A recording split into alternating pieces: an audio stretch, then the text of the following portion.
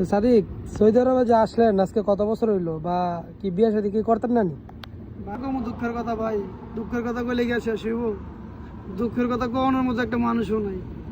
একটা মানুষ যে খোঁজখবর নিব যে কি অবস্থা, কি খাইছেন কি না, ঘুমাইছেন না মরে গেছেন, খোঁজখবর নেওয়ার মতো একটা মানুষও নাই। কি কমো দুঃখের কথা ভাই, কষ্টের কথা শোনার মতো এই বিদেশে বাড়িতে সাদিক আছে। অবশ্যই সাদিক কি আর দুঃখের কথা শোনে? বললেও তো সাদিক মনে মনে অন্যরা চিন্তা ভাবনা করে বেটার এত কষ্ট আইয়ে করতে।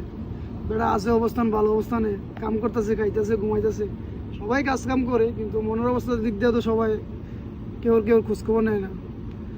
মনে করেন যে এই দুঃখের কথা না কয়া সাইপা রাখতে রাখতে এমনি অনেক প্রবাসী অসুস্থ হয়ে যায়, বুঝতে পারছেন? থাক যাক ভাই, টেনশন নিয়ে লাভ নাই, আল্লাহ ভরসা। আমরা সবাই প্রবাসী, আমরা আসছি পরিবার ছেড়ে বিদেশে কাজ করার জন্য, পরিবারকে সুখে রাখার জন্য। আসলে যে আমরা সুখে থাকতে হবে বা আমাদেরকেও সুখ শান্তির প্রয়োজন আছে, এটা আসলে কেউ বুঝে না, এটা আসলে কেউ বুঝতে চায় না যে আমরাও মানুষ। আমরা মানুষই মনে করে না, মানুষ এখন সব টাকার মেশিন মনে করে আমাদেরকে, যে আমাদেরকে চাপ দিলে এখন টাকা বার হয়। এরপরে ঘর বানাও, বিয়ার লেগা ঘর বানাও, বাড়ি করো, স্বর্ণ নেও, বিয়ার খরচ জোগাও। ভাই সম্ভব না ভাই, বিয়া মনে হয় আমার আর 2-3 বছর হইতো না।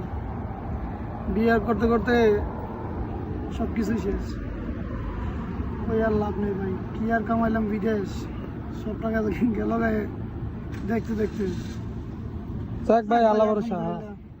আলহামদুলিল্লাহ, এর চেয়ে মানুষ খারাপ অবস্থায় আছে, হ্যাঁ, আমরা তো তাও মোটামুটি ভালো অবস্থানে আছি। সবকিছুর জন্য আল্লাহর কাছে শুকরিয়া। সবকিছুর জন্য আল্লাহর কাছে শুকরিয়া, আলহামদুলিল্লাহ।